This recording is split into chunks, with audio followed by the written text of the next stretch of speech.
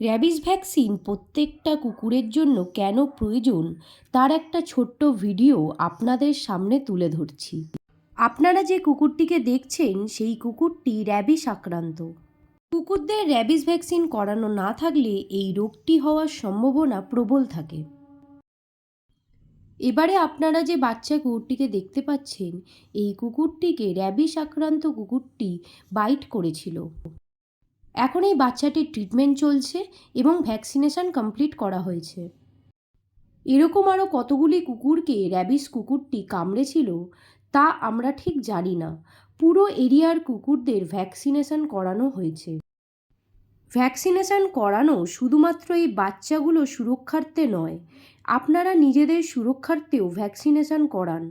কারণ র্যাবিস হলে একটি কুকুর মাত্র 3 দিন বাঁচে, আর র্যাবিস আক্রান্ত কুকুর যদি কোনো মানুষকে কামড়ে বা আঁচড়ে দেয়, মানুষটা যদি সঙ্গে সঙ্গে ভ্যাকসিন না নিয়ে থাকে, তাহলে 6 মাসের মধ্যে তার জলাতঙ্ক রোগ হতে পারে, তাতে মানুষ বাঁচে না।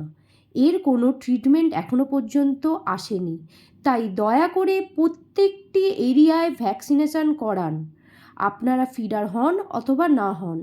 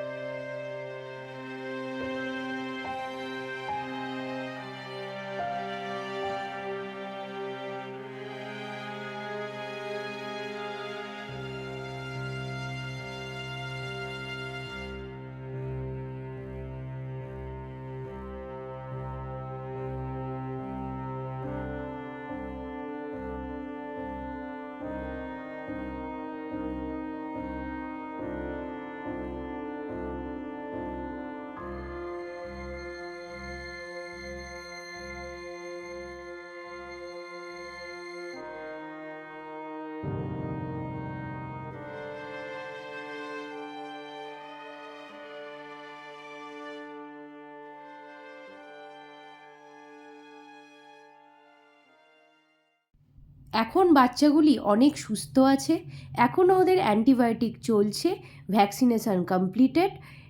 বাচ্চাগুলি যত সুস্থ হবে আপনাদের সঙ্গে ভিডিও শেয়ার করতে থাকবো। আপনারা ভ্যাকসিনেশন নিজের নিজের এরিয়ায় করাতে থাকুন, যাতে এই রোগ আর ছড়াতে না পারে, আপনারাও সেফ থাকতে পারেন। Thank you.